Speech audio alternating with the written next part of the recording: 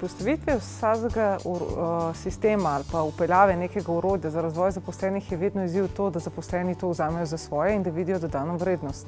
Pri uvedbi internega coachinga pa vedno to izziv prepričati vodstvo. Ključno pa vsem tem je, da je podpora najvišjega vodstva. Kako to zadevo predstaviti temu vodstvu? Kakšne so dodane vrednosti, da to ni strošek, da to je neka investicija na dolgi rok, ki se rezultira v razvoju zaposlenih, ki na koncu se rezultira v dobičku.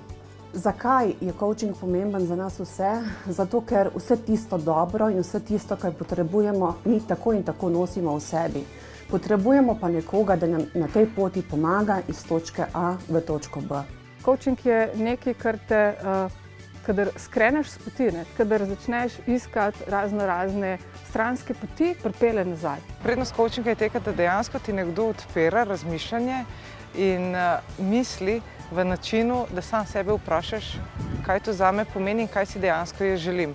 Coach je tisti, ki nudi podporo, ki pomaga, ki odklepa potenciale.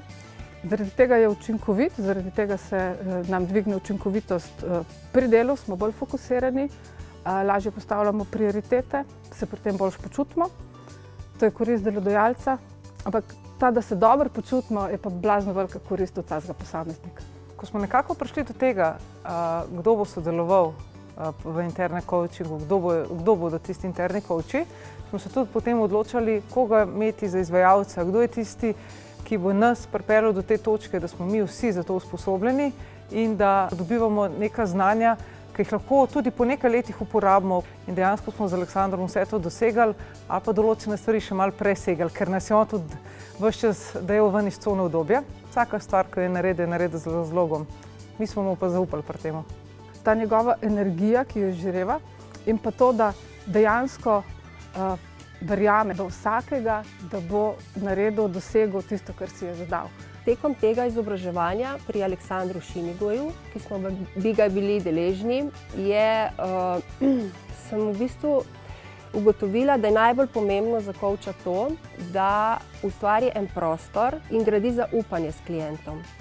Pomemben premik v mojem življenju je naredil Aleksander z mojo prvo prijavo na izobraževanje za coache, kjer sem spoznala tudi nove določene tehnike, ki jih s pridom uporabljam. S tem, ko sem postala interni coach, sem dejansko tudi sama začela odkrivati o sebi določene stvari, spreminjati vedenje, biti bolj pozorna na nekatere stvari, ki jih prej nisem opazila, pri drugih, pri sebi, in to zame osebno pomeni osebno rast, da jaz sama pri tem rastem, se učim.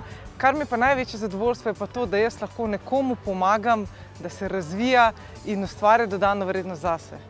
V okviru podjetja sem bil udeležen v internem coachingu.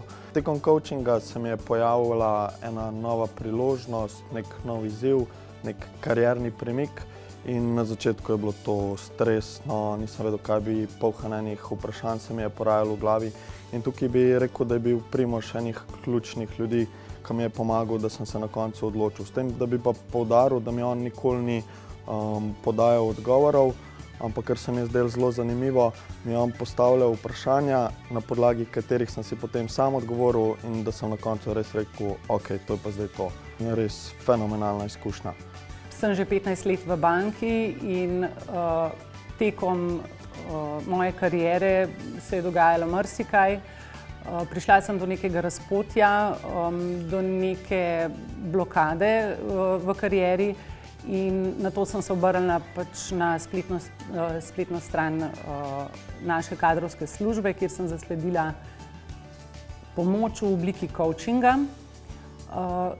Izbrala sem si svojo mentorico, skupaj sva sodelovali 1 leto, večkrat sva se dobivali, pregledovali, usmerjala me je na kakšen način in preko katerih tehnik se naj organiziram, kako naj si zastavim kratkoročne cilje in dosežem svoj cilj lažje, kot bi ga sicer.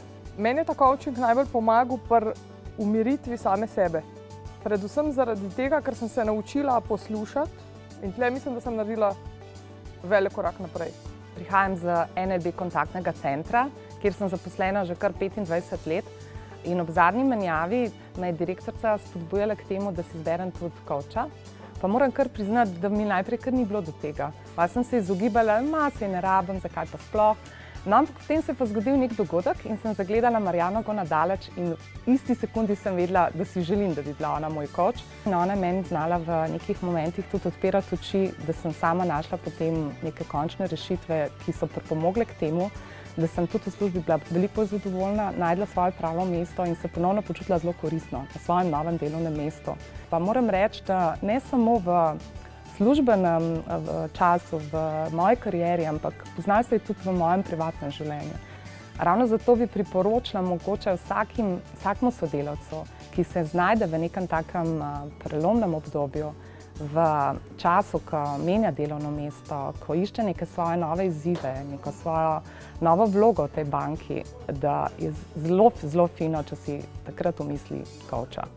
Interne coachinge v pretežni meri izvajamo v živo. Imamo pa primere iz prakse, kjer imamo kolege v drugih državah in z njimi izvajamo coaching. In če povem recimo moj primer, jaz sem sodelavca, ki dela v Črni Gori. In najino prvo srečanje je bilo v živo, potem pa nadaljujeva zdaj preko videoklica. Uvedba internega coachinga za nas je dejansko velika sprememba in tako za interne coache, kot tudi za zaposlene.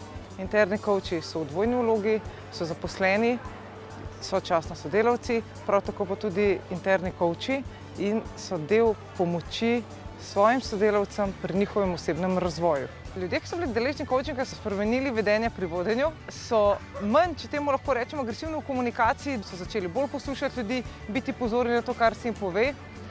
Imamo tudi primere, ko smo z merjenjem organizacijske klime lahko izmerili, da je sprememba pri samem klientu, da je naredil napredek in da vse cilje, ki si jih je zastavil s tem delu. To je za nas največja dodana vrednost in veseli smo, da imamo to možnost in da to lahko izkoristimo vsak dan na delovnem mestu z vsemi sodelavci.